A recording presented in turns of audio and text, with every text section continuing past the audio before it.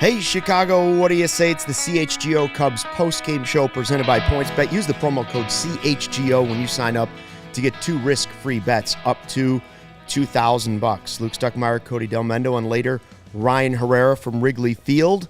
Cubs win their 6th in a row. Beat the Pirates 4-2, sweep them in a 2-game set, a team that they have not played well against this season. But this story was really about the potentially final home game at Wrigley Field for guys like Ian Happ, Willson Contreras, and as Cody has been calling it, the toughest, what are you saying, the worst loss? Saddest loss? The saddest win ever. The saddest win? This is the saddest win. Think of the last time that your team won, but you just sit here and you're just sad. Like maybe back when Jordan played, and the last game against the Jazz in '98. But it was a championship. But they won the championship. Yeah, it was a great. At least there was a championship attached to it. This is the opposite of that. I don't know. I will say this. I am absolutely shocked that Marquee really pushed this whole thing about Contreras and Happ today. I am genuinely shocked that they did that. Well, I saw John Greenberg from The Athletic tweet that out too. He said it's sort of ironic that Marquee is playing up this relationship, right? That all the emotion of what's going on with Willson Contreras when Crane Kenny and the Cubs had told us that network, having their own network, was going to be the reason they'd be able to sign guys and keep guys because the cash flow was just going to be dump trucks of cash coming in. Well, if this isn't about that, then what is it? You can't tell fans that Willson Contreras and Ian Happ aren't good players.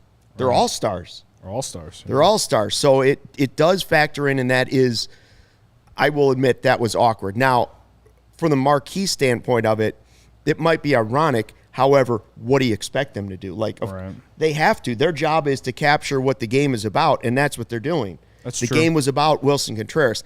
I didn't see, in just Twitter today, watching it during the game, I know a lot of people that were there that were just fans today, not necessarily diehard Cubs fans, but just baseball fans and wanted to see it. Everybody was tweeting the standing ovation for Willson Contreras. That was the storyline. There were other things, and we're going to talk about them in the podcast, but later on, like Keegan Thompson. But the story of this game is and always will be the final home game for Willson Contreras and maybe Ian Happ too. Yeah. That's just what it was. Right. And it was tough to watch. We watched the end of game interview with Willson Contreras, still crying after the final out. Then he gets in the dugout, and Ian Happ is there, the last guy wait. He's literally hugging everybody he could go by. Yeah. Hugged every guy in the line on the team. Then Happ came back out and met him in the dugout, and they just kind of hugged each other, and you could tell Contreras was crying. There was a lot. It was a long hug. These two guys do not want to be traded. Absolutely. Yeah, it's tough, man. Lil Yumper, shout out to you. Super chat. $4.99. He says, Jed and Tom sure love to rip the hearts out of fans and stomp on them. Man, that's saddest loss. Yeah, saddest win. Saddest loss because you're about to lose them both. Right. And that comment pretty much just sums up what it is to be what Cubs fandom is on social media right now. I mean, I don't blame you for thinking that. But also at the same time, what are the Cubs supposed to do in this situation? In terms of, if you don't trade him, then you better get the extension done. Oh, well, the worst case scenario is not trading Willson and then not getting anything for him because he walks away in free agency. Right. That's the danger they're both up against. What I don't understand about it is it doesn't sound like either guy has been offered any kind of extension. Right. I don't fully understand that. Ian Happ, I understand a little bit because, again, a year ago we were like, me and you have both said it. We were like, they should non-tender Ian Happ a year ago. Agreed, yeah. So now that he's put together the year he's had, it's like we should consider talking extension with him. But the fact that they're not doing it in season, considering where this team is at, it's frustrating, but also I somewhat understand it. The front office is doing what they think is right for the future. Whether you want to agree with that or not, that to me, that with Ian Happ's situation, it's a little bit more understandable. But with Willson Contreras, it's the one thing that I'll never understand. The fact that they haven't ever sat down with him and his agent or whatever to discuss any kind of extension at all. Nothing. Just absolutely nothing. And that's what bothers me the most. It's not the fact that they haven't signed him. It's the fact that they haven't even been interested in the idea of it. And if Jed and Tom, mainly Jed, if Jed can sit in his suite or wherever he was at today, I assume he was at the ballpark, if he can sit in that suite and see how this fan base reacted to Willson Contreras in that first and last at bat and still say that we should trade this guy, or if we do trade him and then not even try to bring him back in the offseason, then Jed really is cutthroat. And there's pros and cons to that for sure. There's definitely pros and cons to that. And the pros of it will mainly come when the Cubs are good again. But right now, they're not. They're not the playoffs don't seem if they trade Happ and Contreras, the playoffs, they don't look like they're in the near future, or at least in 2023, maybe a 2024 perhaps. But that's the thing that's most frustrating, I think, to the fan base. That, my mentions are always full of, how come we can't extend or re-sign any of these homegrown players? And, someone said that to me last night in my mentions, and, I said for what it's worth, they did extend Rizzo. They did give Starlin Castro a, extension at the beginning. Kyle Hendricks, I didn't mention him, but he is one. But also, yes, there are these other guys that things haven't gone well, and I know there's a lot of stipulations behind them and a lot of things, and the pandemic had something to do that stopped conversations with a few of them. I get it. And it just sucks. And I can't sit here and defend the front office fully. I can sit here and say that I think that they are doing the right things in terms of building this organization back up. I can say that, and I genuinely believe that. A lot of people don't. Right. But at the same time, if you want this thing to be faster than the first rebuild when Theo came, then trading Willson Contreras and Ian Happ just seems like what you said, Jed, in terms of, this should be like a 1 year retool or, see what we got situation, and then we'll be competitive in 2023 and beyond. Those things don't match up if you're going to trade Contreras and Happ. That's the thing that leaves me up for criticism on this front office. That's the biggest thing, because this team is even after winning 6 straight games, they are 40-57, folks. And yes, there's some young guys coming up. We got Christopher Morel. Keegan Thompson continues to shove it down people's throats. Justin Steele has been excellent since the beginning of June. This bullpen, the bullpen has continued to just find dudes, plug and play, and they figure it out. Nico Horner is becoming an elite player. Right in front of us. Every single day he's doing something that's insane. There are guys here. This isn't like 2012 when it was straight up Anthony Rizzo and Starlin Castro, and that's it. There are actual guys here you can build a team around, and why you wouldn't even think to just have a conversation with Willson Contreras about an extension. That's the part, again, that bothers me the most, that you're just not even doing that. Not saying that you extend them no matter what. I'm just saying, just have the conversation. The fact they haven't done that is what really bothers me and leads me to thinking that they think that this rebuild's going to take longer than 1 year or even 2. And like I say, after every loss, Luke, we don't deserve it. We don't deserve that. Not this fan base. 37,000 at Wrigley Field. On a Monday night. In July, when this team is 18 under. This fan base does not deserve that bullshit. There's your little mini rant, even after a win. I saw David Snyder, one of our loyal chatters on there, he's taking the business approach. He's like, ha ha, crying, not me. He just said he didn't cry when, the core was most of the core was traded away last year, and he was saying it'd really be funny if now everybody's getting into a dither about this, and what if Contreras and Happ weren't traded? Well, maybe one of them won't be, maybe Happ won't be. I don't think there's any way Willson Contreras isn't going to be traded. And I agree with you. I see the business side of it. Absolutely. There are parts of it that I do not understand, because I do believe that they could have kept one or two pieces that still fit. The perfect scenario for the Cubs should be, in my eyes, trading Willson Contreras and then re-signing him. At this point, yes. At this point, that is ideal. What would have been ideal would have been, in my eyes, signing him. I don't see what they don't value in him.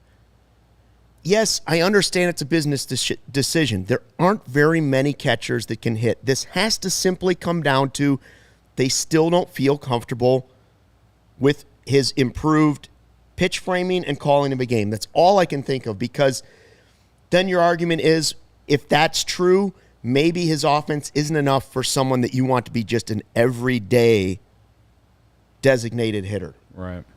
Well, at his age. But again, he's somebody that's been in the organization. You see the passion. For me, the heart in me, 2 sizes too small as it is, says, look at what that guy brings to this team. Not only is he's a good player, he's trying to be a mentor to the younger players. He's passionate for the fans.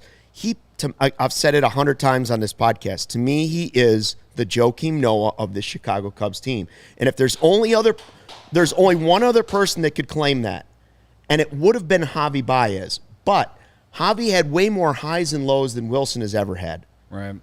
Willson has been on a straight trajectory up, and he's improved every year in the league. And Javi's had a lot more of the mental lapses. Not that Wilson's never had one. Right.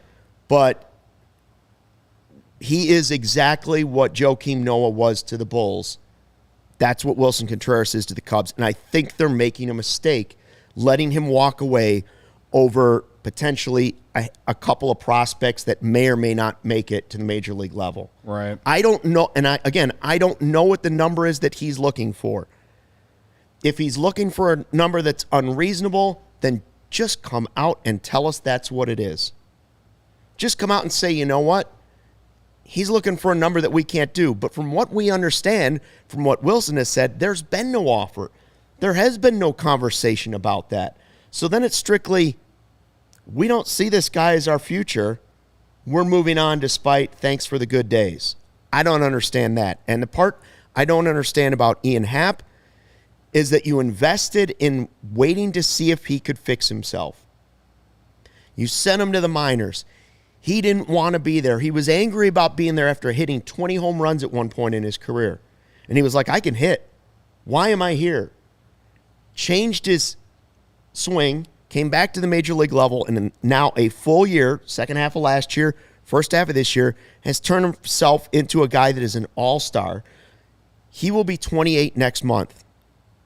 Seiya Suzuki will be 28 next month. What is it about, and this is not against Seiya Suzuki, I would like to have both of them on the team. What is it about Seiya at 28 that you like so much more than you like about Ian Happ, who's a switch hitter at the same exact age? Right. I don't have an answer for that. Right. And like I said when we were talking about it off air, when they signed Seiya, me and you did not even think that Ian Happ was going to have this kind of season. No, nobody did. But now that he has.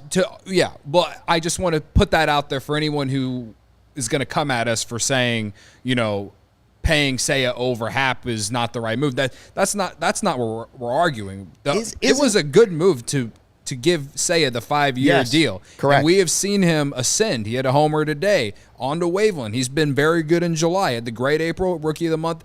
League caught on, blah, blah, blah, in May. Then he got hurt, so he missed most of June. It is what it is. But in July, he's been great, and he looks primed to have a huge second half and have, hopefully, a really good 2023. I think the difference with Seiya and Ian Happ at this point, in terms of me, if I'm guessing what the Cubs front office is thinking, is, the Cubs gave Ian Happ a really long time to try and live up to that first round talent. And yeah, right now he is, but they needed it more whenever they were competitive, and they didn't get it. So you're going to punish them because it took them longer? I'm not saying I don't think it's necessarily punishing them. I think it's more of like, I don't think they believe that it's something that will be around long term. They may not believe that it is a complete turnaround. They think that this, like, I wouldn't say they think the first half is a fluke, but I would say they probably think that he's going to have his best years before the Cubs are World Series contenders again.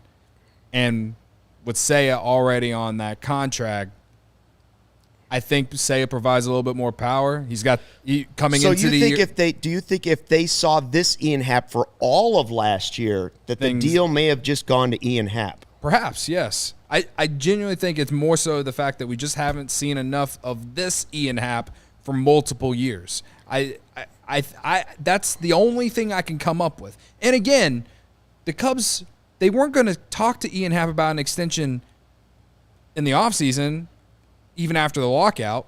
And I understand that. When have they ever talked about an extension with anyone in season in recent years outside of Kyle Hendricks? Like, I think that there's a chance that they could still do that in the offseason if they don't trade him. I think doing the comparison between him and Seiya and, like, why give Seiya the money and not Happ is mainly just because it took Happ this long to really get to this level. I think he can give the Cubs another 4 good years of this quality of playing. He's like you said, going to be 28 next month, and he's coming to his own. I think he really can, but I'm not going to give the Cubs flack for not giving him a contract extension when, honestly, he's really only been good this first half of the year. And sure, he got hot mid-August last year and played well through September. But when you think about it last year, when he goes on those hot streaks, we've seen him do that before. Now it's a full year. I guess if you want to be flexible, if you want to make, in my eyes, if you want to make up your mind at the end of last season to DFA him, I understand that. I actually understand that. He had a bad first half and a good second half. It's just half a season. It's a hot streak if you want to give up. To me, they decided at the end of last season, we're trading him. If there's value in trading him because he does it again, great. If there isn't, then it's no different than if they would have DFA'd him at the end of the season. Perhaps. But I don't understand, once he has the second half and the first half of this year becomes an all-star, why you wouldn't consider adjusting that plan. Now, hey, maybe they won't trade him. Right. But it sure sounds like Ian Happ believes that he's gone too. Right. At this point, who knows? I'm just saying that I'm not going to give the Cubs front office criticism about Ian Happ because no one thought he was going to give the season put together this type of season. I didn't honestly think that was coming. So, but it happened. So now I adjust my thinking. Right. As we sit here and him still on the roster, if he makes it past the deadline, then yes, I hope that the Cubs find a way to work out an extension this offseason with him. But again, his situation is a lot different than Willson Contreras. So. There are different situations. I would agree, and I understand that there's a lot more to this. I'm just surprised it's going to continue because if Happ is traded, to me, the rebuild, already it is with Contreras when he's gone, but if it's Happ and Contreras, as it looks, because apparently a lot of teams are interested in Ian Happ, this rebuild is going to take longer than you think. Perhaps. Longer than maybe you were led to believe. I don't care.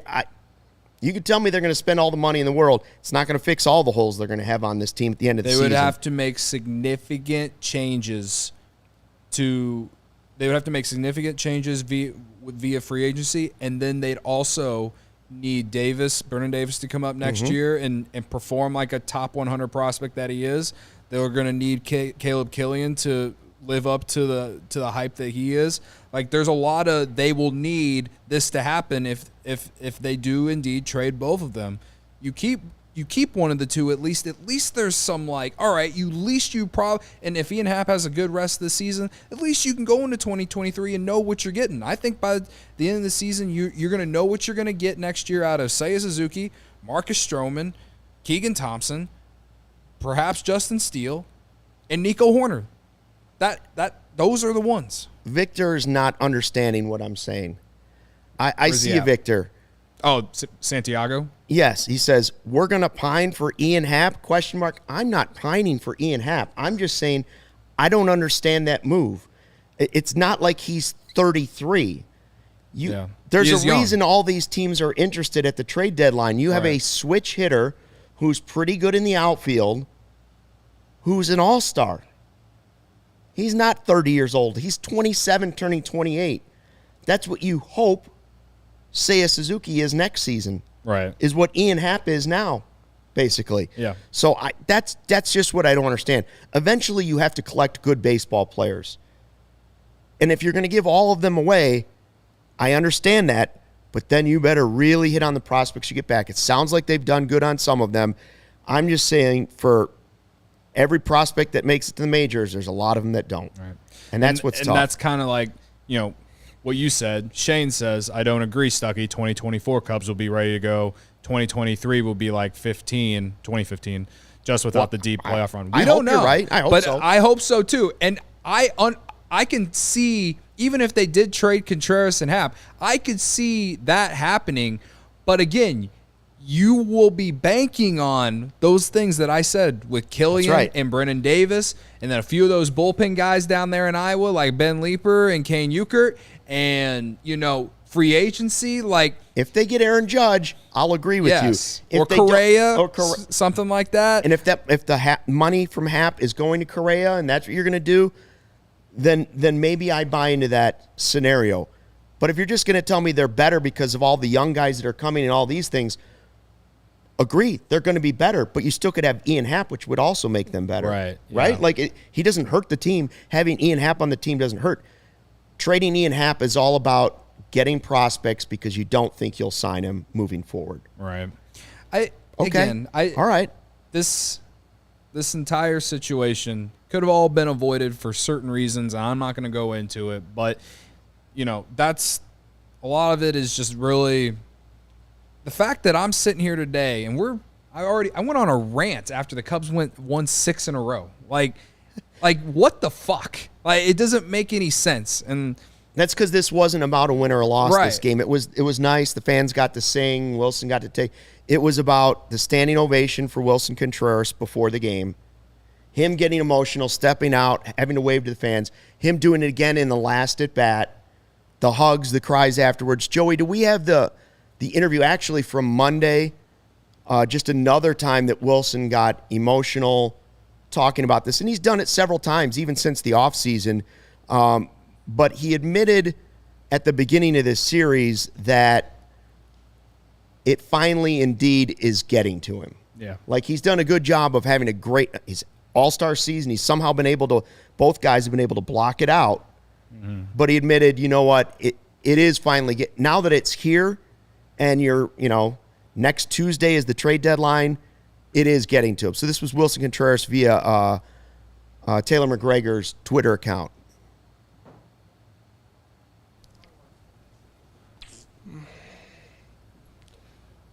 It's tough. Just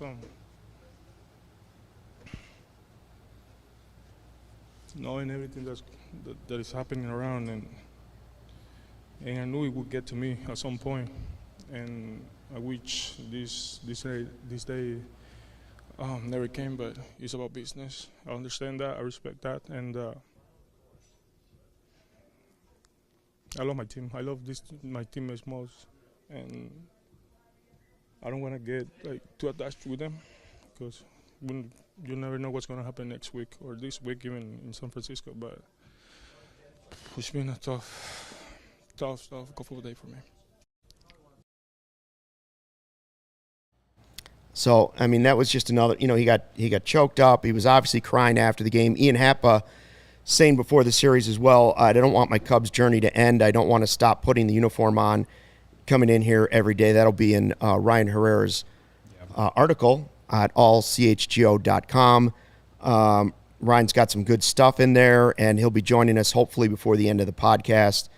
And one other thing was a quote from Kyle Schwarber that I saw in the Trib, and that was just, he was kind of asked about what he went through, now what these guys are going through, and what he sees going on with the Cubs. And he said, I just remember when I was with the Cubs, and people would say, it's not better on the other side. I love all the people that were there, but there's still a lot of really good baseball organizations out there that do things right and care about the players just like the Cubs do. So while the slogan is, it's different here, and I agree, Wrigley Field is different, and Cubs fans are different, that doesn't mean they can't go find happiness somewhere else. Right. And I do think while it's tough for these players, they will move on, and they'll look fondly on this just like Kris Bryant and Rizzo did. But if they're winning on another team, they'll find happiness. Right. And that's kind of what the problem with if you trade him and then try to re-sign him in the offseason.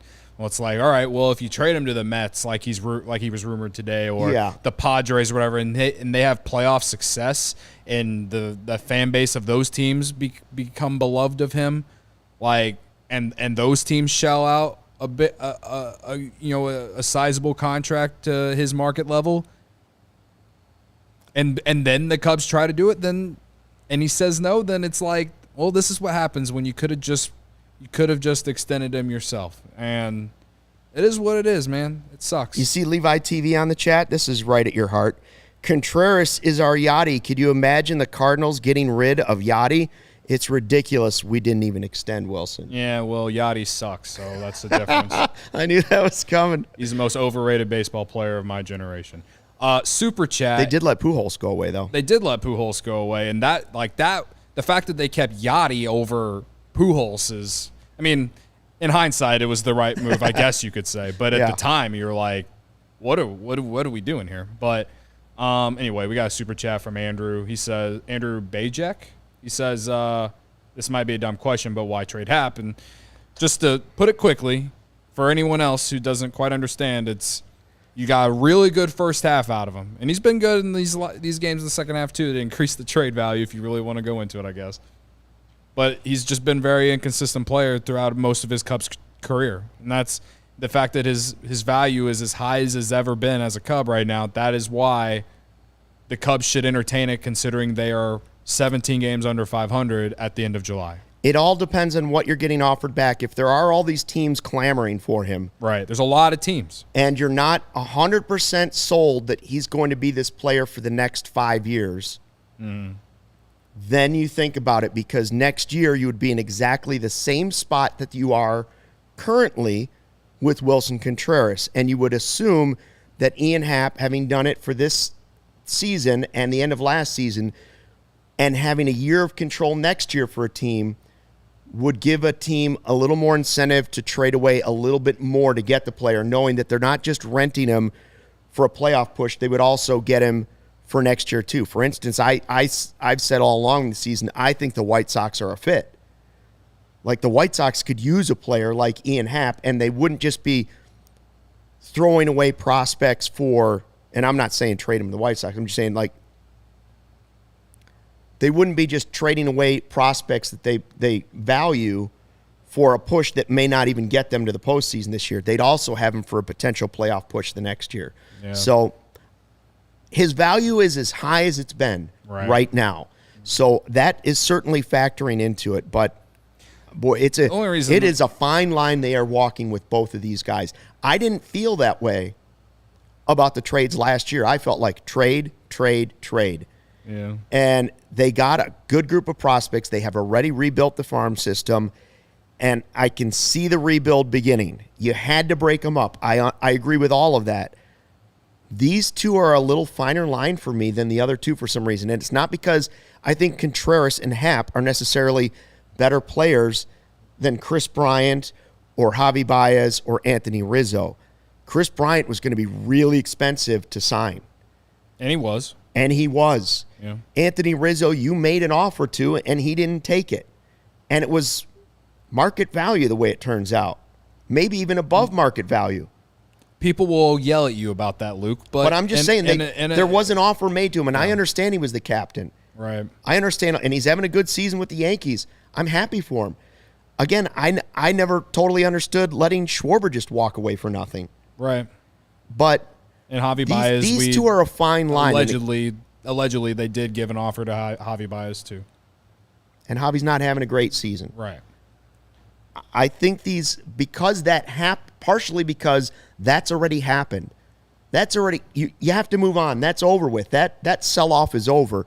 I do find this a finer line to walk because I can make arguments for both of these guys, or at least one of these guys staying here.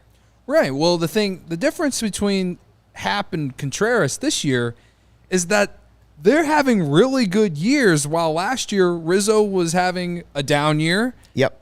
Javi Baez was everything that he had been since the 2019 season ended in terms of just being red hot or ice cold and leading the league in strikeout rate.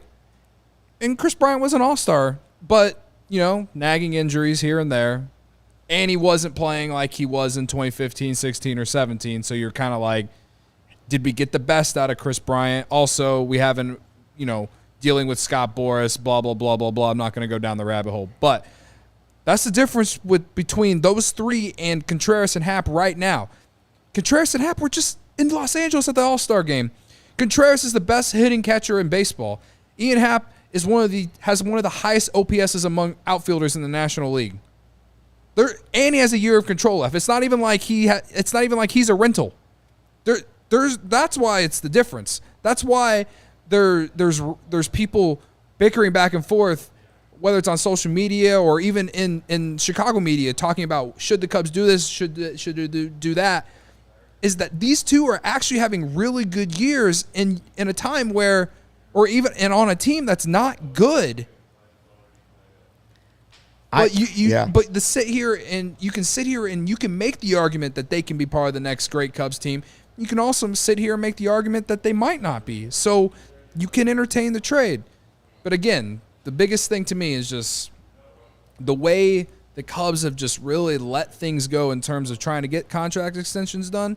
But also, like I've said before too, the main reason that we are in this situation is that because the Cubs could never develop any more talent on the farm to come up and replenish what the Cubs traded away to the White Sox or to the Tigers in that Justin Willson trade, or Gleyber Torres for Aroldis Chapman. And if they did, Ian Happ, it took longer than they expected it to. Exactly.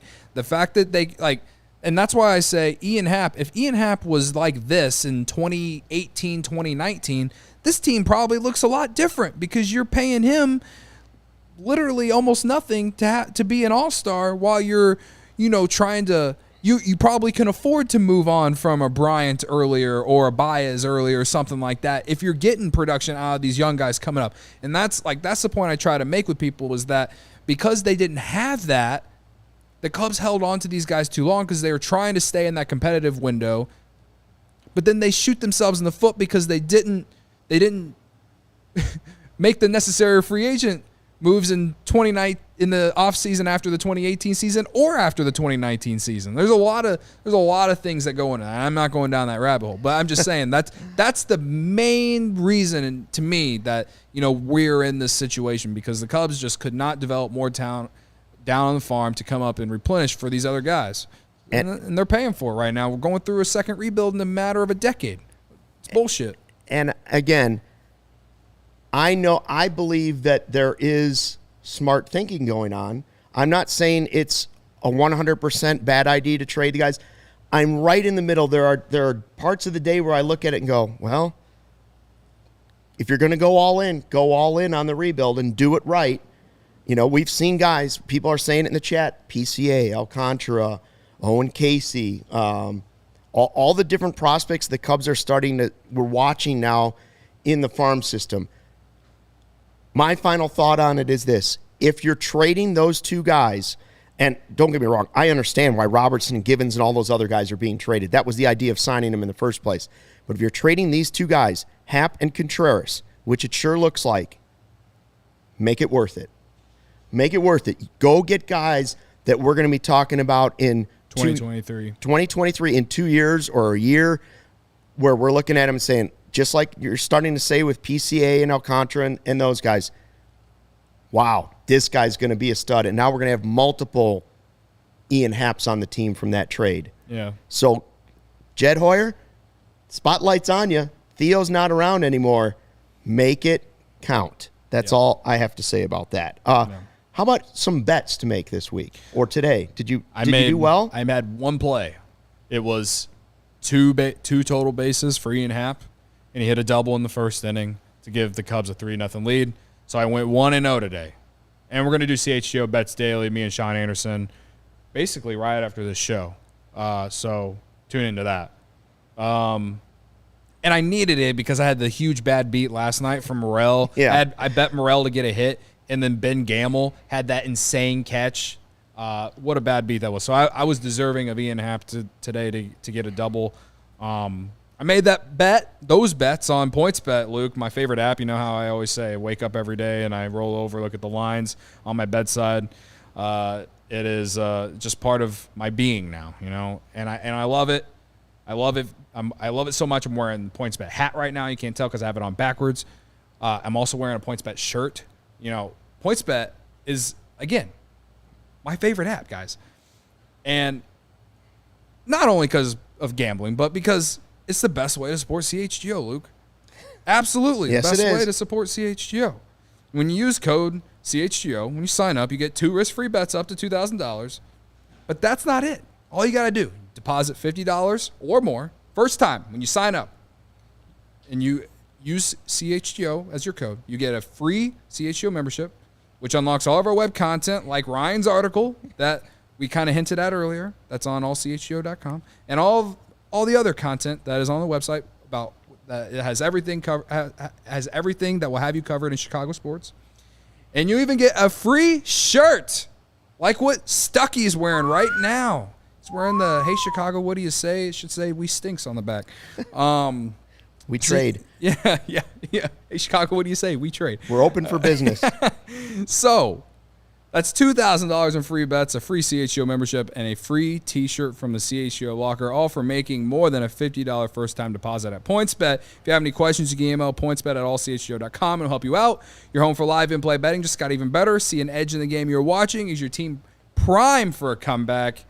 Don't just watch the game. Bet along with it live. More live betting, more live markets, faster live cash outs.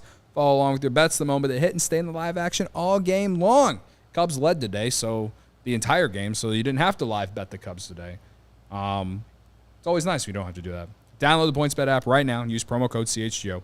So what are you waiting for? It's time to elevate your live betting game. Once the game starts, don't just bet. Live your bet life with PointsBet. If you or someone you know has a gambling problem and wants help, call 1-800-GAMBLER for crisis counseling and referral services.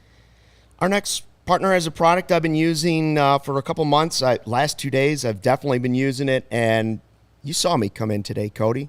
Bouncing off the walls with energy. Bouncing. You were like, what's up with this guy?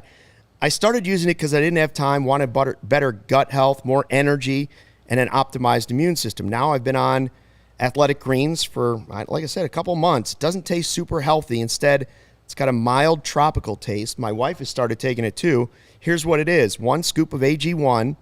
You absorb 75 high-quality vitamins, minerals, whole food source superfoods, probiotics, and adaptogens to start your day right. A special blend of ingredients supporting your gut health, nervous system, immune system, your energy, recovery, focus, and aging, all of those things. I take it first thing in the morning and off I go. Lifestyle friendly too. Whether you're keto, paleo, vegan, gluten-free, dairy-free, all good with AG1. You're investing in an all-in-one nutritional insurance for less than $3 a day. Recommended by professional athletes, and it has more than 7,000 5-star reviews. Woo. So reclaim your health, armor your immune system with convenient daily nutrition. Just 1 scoop in a cup of water every day. Forget all those other supplements looking out for your health.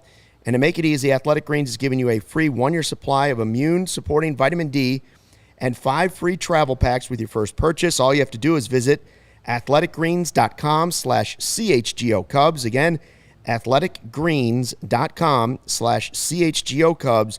Take ownership over your health and pick up the ultimate daily nutritional insurance. Stucky, before we move on to actually talk about the game, I guess. Yeah. I just want to give a shout out to 30,000 followers on our Twitter account. Right? We did it. We went 30K. over on Sunday.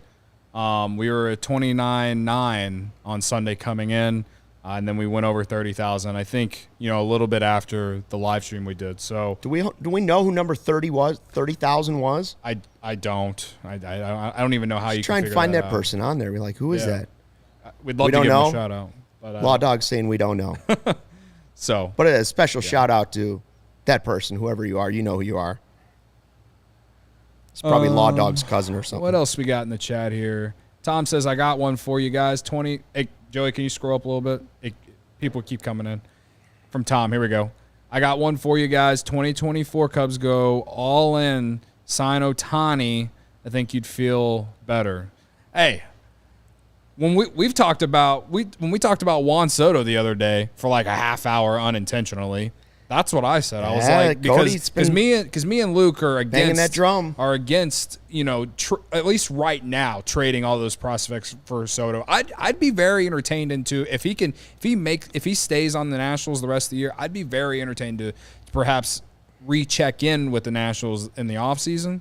I think that deal could be different then, but yeah, Suzuki on this team. He has a relationship with Ohtani. He will cost more than Juan Soto, but man, he can do both. He's an elite pitcher and he hits. You don't have to do both. You don't have to trade away your entire farm system and give him $500 million. You only have to do one of those. Right, exactly. And what's the point of having Mike Trout if you can't have anybody else on the team other than Trout and Ohtani? Absolutely. It hasn't worked. Absolutely. All right. Today's game. Yes, it was all about Willson Contreras and Ian Happ. And by the way, it could have been the last home game for Patrick Wisdom. Perhaps. Dave Robertson hasn't pitched, so I wonder if that means he's close or if he was just used a lot recently. I don't know. There could be some. He's the guy when we talked, I said, I think I'd trade him first. You don't want a little sore shoulder one day and then have to admit that to another team that he's got a little sore shoulder. Right. If he's feeling good, send him away. But the Cubs did win 4-2, beat the Pirates. Taking the series, that's 6 in a row. And Mr. Keegan Thompson, Joey, Cody's candidate for mayor, 7 innings, 2 runs, none earned, 7 strikeouts, and no walks. Yes, again, he is a piece of the future. Oh, my God. If you're not in. He's a piece. If you're not in on Keegan Thompson yet, please explain it to me in the chat. Explain it to me like I am 5 years old, because this guy has been shoving it down opponents' throats since the moment he hit Andrew McCutchen after the Brewers kept hitting Willson Contreras. This guy has been on an absolute, tear. Tear, thank you. I can't think of the word. He's just been on a tear. Yeah, he's had a few bad starts. The Yankees, the Orioles. Yeah, but everybody and does. Even his last start. He had a huge bounce back today. I don't care if it's the Pirates. You got to play the Pirates 20 times a year every year anyway. The guy is cementing himself in this rotation going into 2023.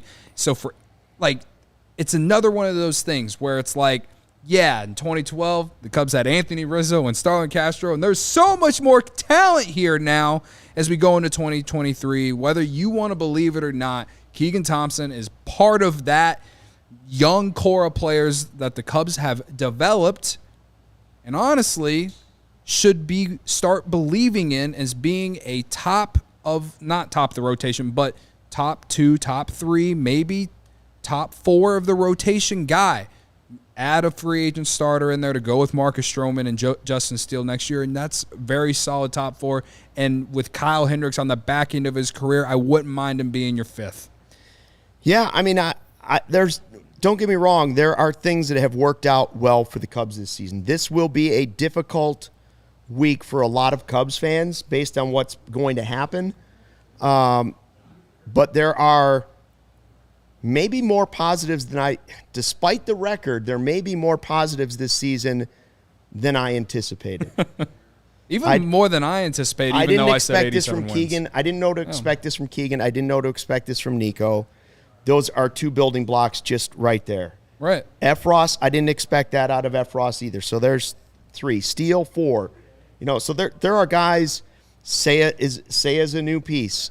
You certainly didn't expect it out of Christopher Morel. Good things have happened with this Cubs team, so it is not all gloom and doom, despite the saddest win in Cubs history today, according to Cody. And, we're waiting on Ryan Herrera to join us from Wrigley. I'm guessing it's taking longer because there's a lot of long interviews going on. Yeah. I believe Jared Willis is there as well. He is. And I'm sure there's a lot of emotion in that clubhouse going on right now. Keegan Thompson has not only pitched well, he's changed his repertoire. He's added to his repertoire. This is a guy in season who is adding pitches, which is very difficult to do.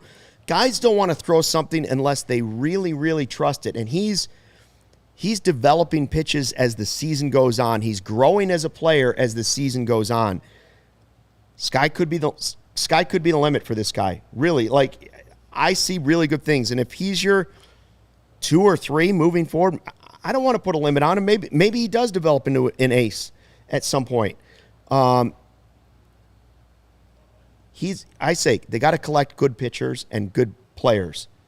He's certainly going to be a good pitcher moving forward. That's how I feel about it. And I know we're not talking even about a whole major league season. I've just seen enough progress, and I saw enough pieces of it or glimpses of it last season to know that the foundation was there. Now he's turned it in, and he's had a really, really nice season. So he's your guy. Now we did who you got, and I was going to wait for Ryan, but I don't know at what point he's going to be able to join us. I am going to argue for, you had Keegan Thompson, so you certainly have a claim to a point on who you got. 7 innings, no earned runs, no walks, 7 strikeouts. I had Nico Hoerner, I believe 2 hits, including an RBI. Yep. Ryan had Willson Contreras, and Jared had Christopher Morel. I would argue that we could just give everybody a point. And here's why I say that. Okay. Hoerner and Keegan both had good games. Yep. But this game was about Willson Contreras. And if we can't give Willson Contreras the who you got on his last home game at Wrigley Field, when can you give it to him? So maybe we can make an argument for everybody getting one. What is that? Morel went 0 for 3. I don't know about Jared. Yes, Jared's not getting a point. But he's going to have a great cigar when he drives home, and he's going to show it to you on Twitter. Yeah, that's true. That's true. So he's got that going for him, which is nice. Right. But he's not getting who you got. But Contreras I do think 1 for 4 with a run. He helped spark the rally in the first inning. And he got 2 standing ovations. And 2 standing ovations. And it could be his last home game ever in a Cubs uniform. Hoerner, 2 hits, RBI, like you said. I can make an argument for everybody getting a point. For this day, I will allow it. You're willing to. You think you had the upper hand at least. You might have had the most likely scenario for who you got winner. I probably had second most, and Ryan third. And while I love to give Ryan grief and tell him that he can't vote from other states because it's illegal, and if he misses, I'm willing to give him one for just picking a guy who was not spectacular on the field, but the game was all about him. Yeah. Absolutely. So I'm willing to call it a wash if you're willing to call it a wash. I'm willing to call it a wash, Stucky. I will let it go. So our current record, and again, we're really bad at keeping the record. But yeah, right. We don't do this every game. It's only when we remember to do it. Right. I lead 16 to 12 to 11 to 1, and the 1 is Kevin. There's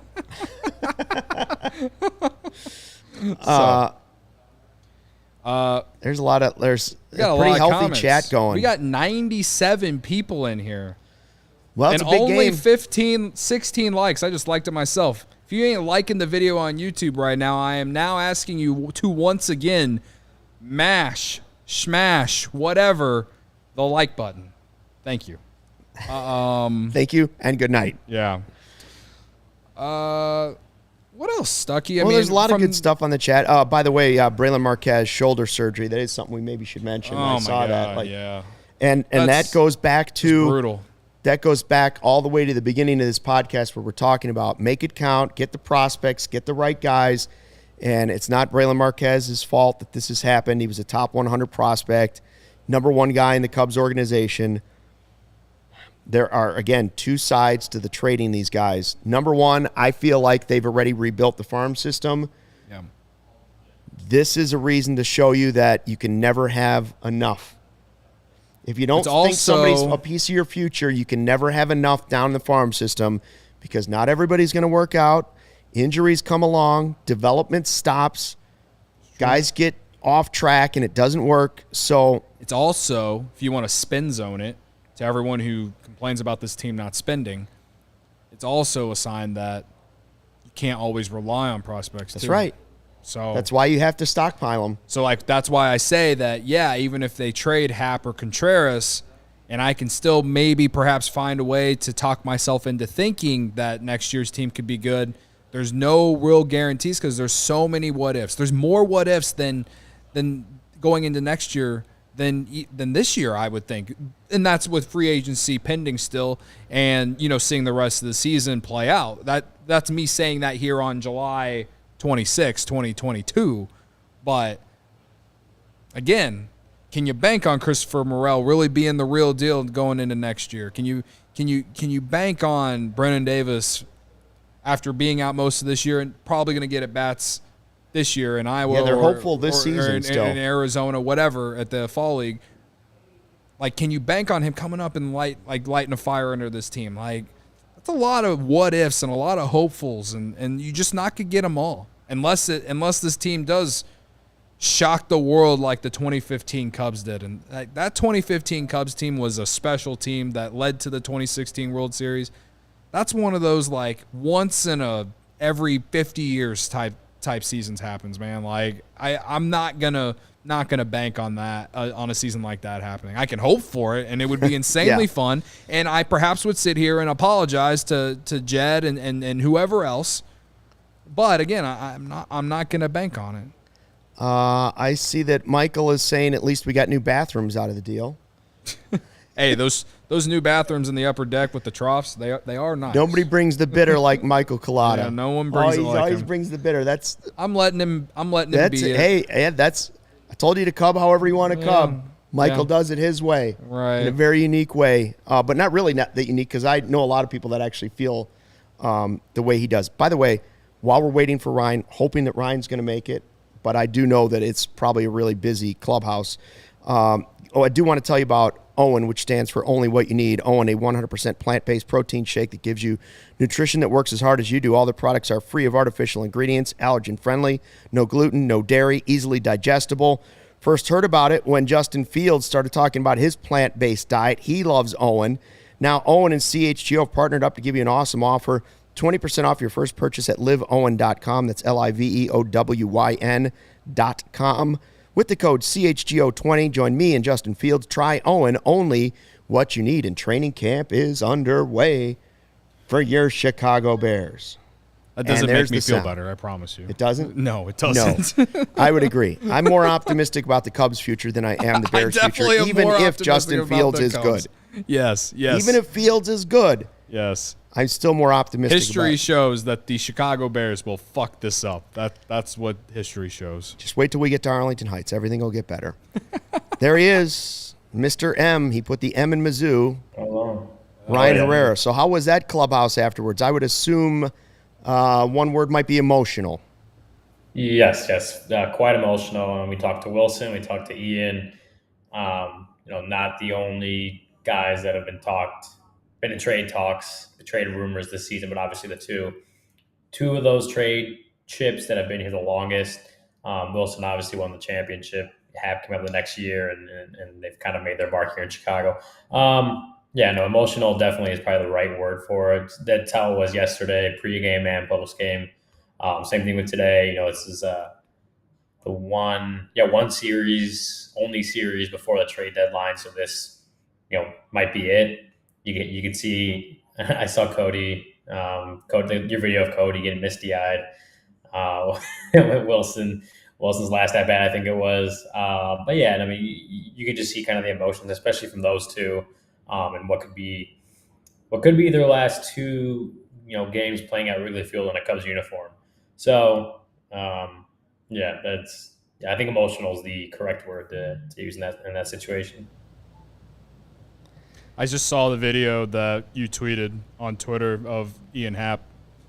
We just retweeted it to the CHGO Cubs account if anyone wants to go see it while listening to the show. He was, you knew Willson would be emotional because he has been from start to finish. His entire career he's been emotional, whether it's all-star games, getting emotional, whether it's talking about possibly not being here before the game today, after the game today, during interviews. I assumed he would continue to be emotional in the clubhouse. Was Ian Happ just as emotional or at least emotional? Obviously, he doesn't want to be traded either. Yeah. I mean, I think emotional can mean two different things. Like you saw yesterday, Willson kind of fighting back tears, choking up a little bit. Happ wasn't quite at that level, but you could see he talked about how much he wanted to stay, how much he loves playing here. The only organization he's ever known since he got drafted in 2015. It's the same thing. He talked about being able to go out there, soak in the moment. He said he kind of hung around in the dugout a little extra after. I know you think back to Chris Bryant sitting in the dugout in that video of him after that last game when he didn't end up getting in. You kind of think back to that, and I think Happ kind of did something similar where it's like, just in case he doesn't make it back here next week when the Cubs host the Marlins, he get one last look to kind of reminisce on the thing. So yeah, he's emotional, obviously. The both of them are. I think you can use emotional in a couple different ways just to describe how each of them are. Definitely. Happ made it clear he wants to stay here. I think you guys had the graphic. I want my Cubs journey to end, is what he said yesterday. Emotional. They both would love to be here, but they both understand that it's a business, and they understand the reality of what the business is. Trades happen. You saw it last year. I think that kind of helped prepare them for this situation, but at the same time, they knew this could be the last time we're here as Chicago Cubs. So they both tried to take in the moment for sure.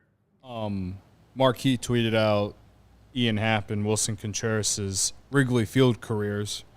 So you want me to read them to you? Yeah. Okay, so Contreras, 378 games at Wrigley Field. He has a .358 on base percentage, 66 homers, 201 RBIs, and an .848 OPS. That includes the postseason. And then for Ian Happ, 323 career games, a .352 on base percentage, 52 home runs, 146 RBIs, and an .834 OPS. So, I talked about Ian Happ having a roller coaster career as a Cub, and you look at those numbers for him at Wrigley Field. To me, those are more shocking to me than Willson Contreras' numbers. Ian Happ is, again, we've talked about it at ends. It's been so fun to watch him play this year and really finally come into his own, and to see his career numbers at Wrigley be as good as they are, maybe I don't know. Maybe it kind of shifts me a little bit into thinking maybe I just don't know what I'm talking about. Can you show us a Joel's comment on the chat? I think he's just up, Joel Martinez, right there. And this is a great idea. And Ryan, I think you maybe missed out on an opportunity here. He says, Ryan, did you put their tears into a little vial for the show and tell for The Office? At the very least, you probably could have sold them, Ryan. You could have gone around outside Wrigley Field. You kind of Gallagher way and been like, real tears, real Wrigley tears to sell for you right here. Mm-hmm. Somebody would have bought them. You probably I was going to say, what would I have gotten for that? What do you think I'd get on the street for you probably still could do it. Just drip a little water from a sink into a vial, cap it up, and other than this podcast, nobody would know you did it. Michael's going to be in the chat and be like, I'm surprised Ricketts hadn't done that yet. I will say this, and he's joking, obviously. Joel's joking about it. Yeah. I will, I know there are people out there looking at it and saying these guys are babies. I guarantee you there are people out there, old crusties, which sometimes I'm described as an old crusty. Get off my lawn. There are people out there saying these guys are multimillionaires playing a kid's game. What the hell are they crying about? take your multi-million-dollar paycheck and your super sports car and your mansion and go back to it. I'm not one of those people. I understand that they're wealthy, unbelievably fortunate, unbelievably talented at a skill that made them millions of dollars. That's not their fault. They're still human beings. And if a guy who spent half of his life with the organization that found him and gave him a career in the United States, gave him an escape to come to the United States and make millions of dollars, if he wants to be emotional over and over about it, I'm not going to sit here and be one of those fools that calls him a sissy. That's stupid. That's old. That's an old way of thinking. For sure. He's showing true emotion, which is what we've asked out of most of our athletes. We want to see really what they are like. He's showing himself. So while that is a joke, the tears in the vial, and it would be kind of funny to try and sell those, I'm never going to make fun of those guys for crying or being upset. It's okay. Well, they also had a lot of really good memories here. Yes, and they're young. These are not old guys. Willson Contreras, like I said, half of his life has been spent in the Cubs organization. Yeah. He was a teenager, like a young kid when the Cubs found him. Right. Looking to make a better life playing, giving his dream of playing professional baseball. And then he did it. He made it to being an all-star. He's part of the organization, won the World Series, and got to be in an all-star game starting with his brother, of all things. Right. I don't blame him for being a little emotional if he's being traded away from the only team he's ever known. For the better part of the last 5 years, you can argue him being a top 5 catcher in the National League. Yes, and the same can be true if I would have seen Ian Happ being emotional. Ryan, you said he wasn't necessarily crying, but he was a different type of emotion.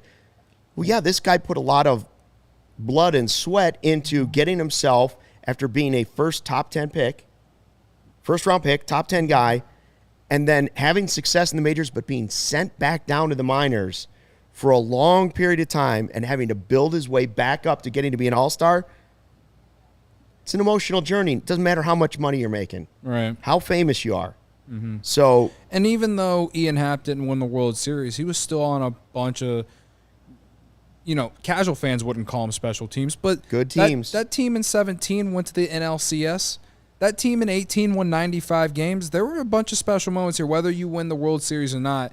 It's 162 games a year. You become close with teammates and stuff, and you become close with the fan base if you're popular. And even though Ian Happ has struggled a lot of the times in his career here, for some reason he's always been one of the more popular players among Cubs fandom. And part of that is because he's a very relatable guy, and also probably the podcast has something to do with it too.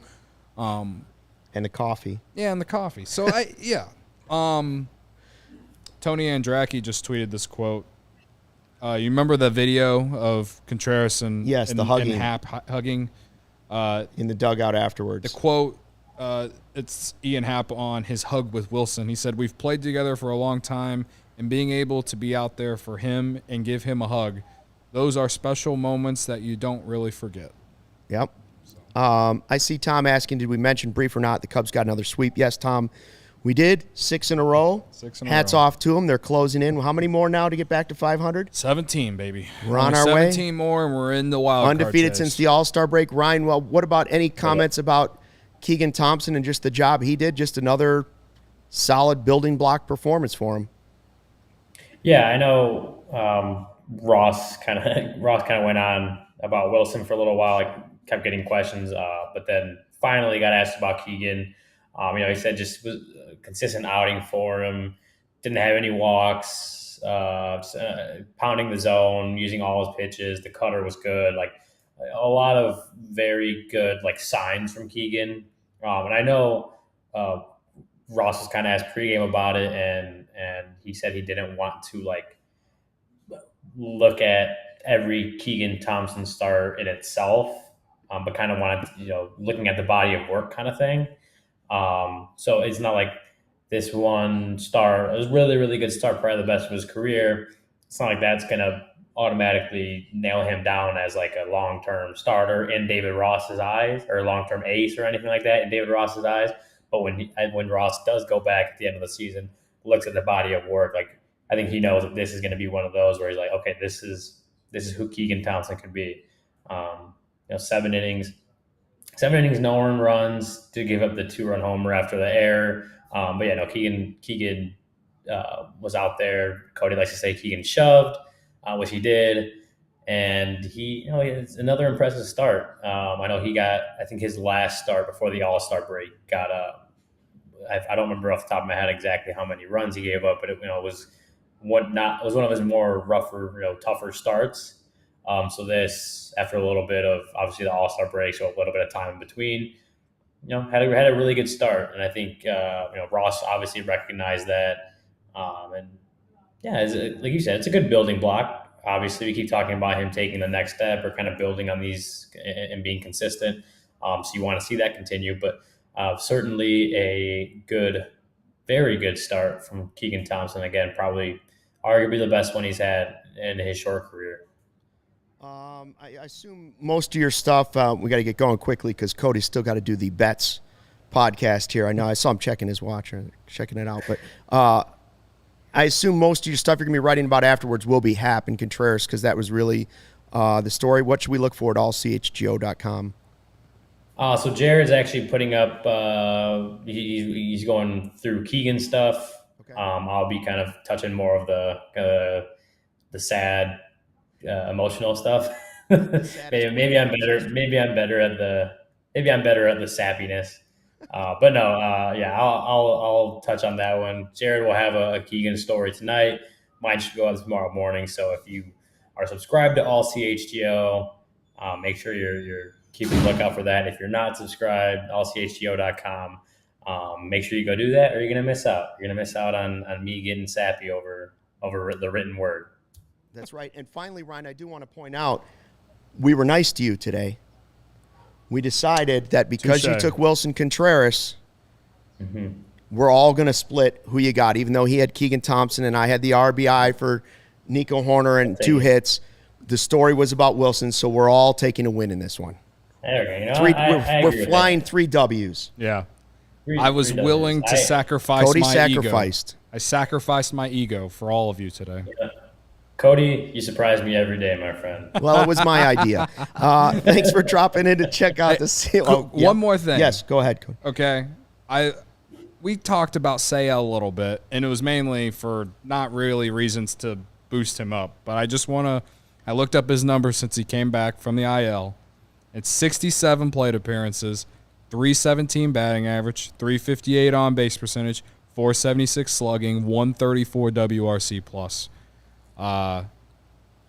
He's only striking out 17.9% of the time too. And to clarify, I was not saying they should have not given Seiya Suzuki the deal. I'm saying they should give Ian Happ the same deal. Right. And I understand there's that. no knock on Ian Happ. I just don't understand if you like Seiya and you gave him that deal. I don't see for the same age and switch hitting why you don't see that same value in Ian Happ. For sure. If that's true.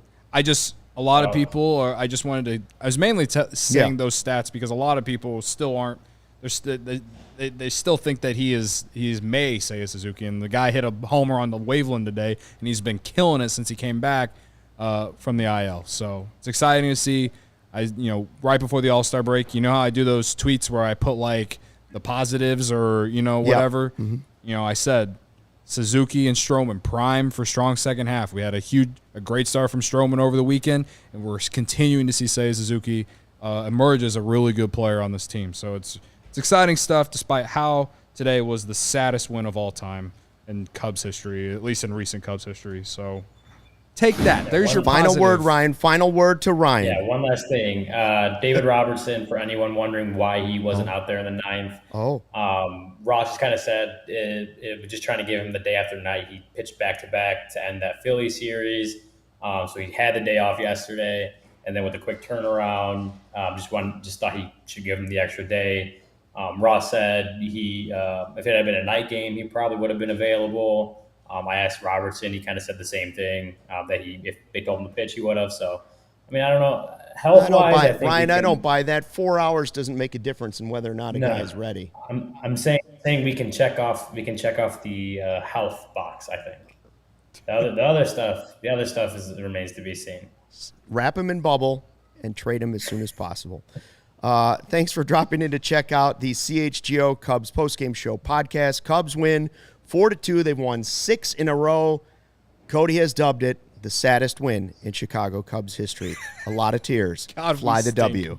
Oh, my gosh.